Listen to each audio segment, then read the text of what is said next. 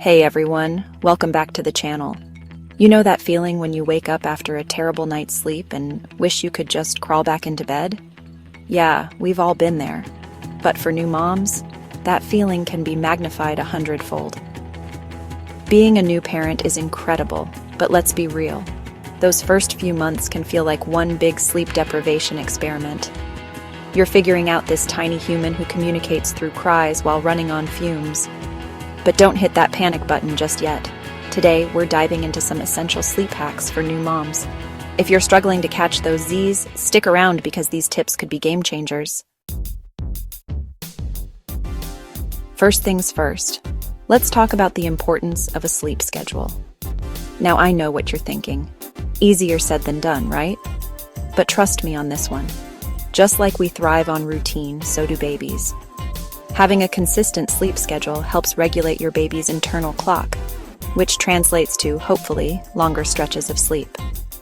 Start by setting realistic bedtime and wake-up times, both for your baby and yourself. And when I say realistic, I mean factor in those night feedings, diaper changes, and maybe even a little crying session or two. It won't happen overnight, but with consistency, you'll start to see a pattern emerge. Remember, this schedule isn't about being rigid. It's about creating a framework that works for both you and your little one. Be flexible, be patient, and most importantly, be kind to yourself throughout the process. Now that we've talked about the importance of a sleep schedule, let's move on to establishing a calming bedtime routine.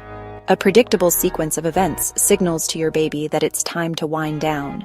Start with a warm bath for a soothing sensory experience. Then transition into a gentle massage. Next up, it's story time. End with a feeding and some quiet time. Consistency is key. Stick to the same routine every night and watch as your little one starts to recognize and respond to those sleep cues.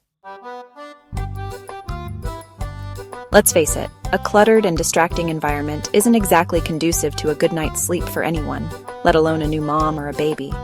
So let's transform that nursery into a sleep sanctuary. First things first, temperature is key. Aim for a comfortably cool room, somewhere around 68 to 72 degrees Fahrenheit. You can use a fan for white noise or a humidifier if the air is dry. Next up, let's talk about lighting. During the day, keep those curtains open and let the sunshine in. This helps regulate your baby's natural sleep-wake cycle. But when it's time for sleep, make sure the room is dark. We're talking blackout curtains, dim nightlights, the works. And don't underestimate the power of white noise. A white noise machine or a fan can help drown out distracting sounds and create a more peaceful sleep environment. Let's be real. Nighttime feedings are inevitable, especially in those early months, but that doesn't mean they have to completely derail your sleep. The key is to make those feedings as efficient as possible. First and foremost, make sure you're both comfortable. Invest in a good nursing pillow or find a position that allows you to relax and support your baby properly. Keep everything you need within arm's reach. Diapers, wipes, burp cloths, water for you, you name it. This minimizes those middle-of-the-night disruptions and helps you get back to sleep faster. And speaking of getting back to sleep faster, try to resist the urge to turn on bright lights. Opt for a dim nightlight instead. Just enough to see what you're doing without fully waking yourself or your baby. Remember, the goal is to get in, get the job done, and get back to sleep. We've talked about sleep schedules, bedtime routines, and efficient feedings, but none of that matters if you're running on empty.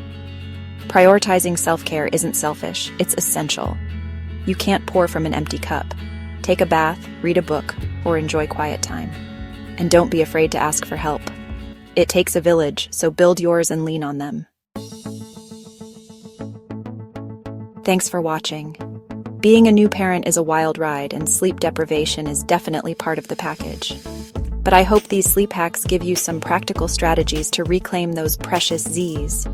Remember, every baby is different, so what works for one might not work for another. Be patient, be flexible, and don't be afraid to experiment until you find what works best for you and your little one. If you found these tips helpful, don't forget to like, comment, and subscribe for more content. Sweet dreams, and see you in the next video.